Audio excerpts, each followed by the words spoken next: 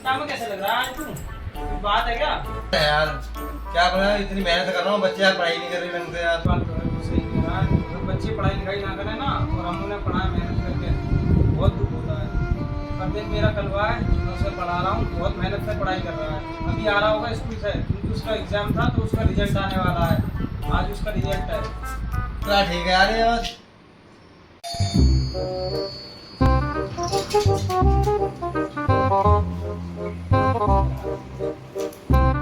देख आ गया, देख मेरा कलवा। एग्जाम में पास हो गया। अरे बेटे कितनी बढ़िया बात है ये तो।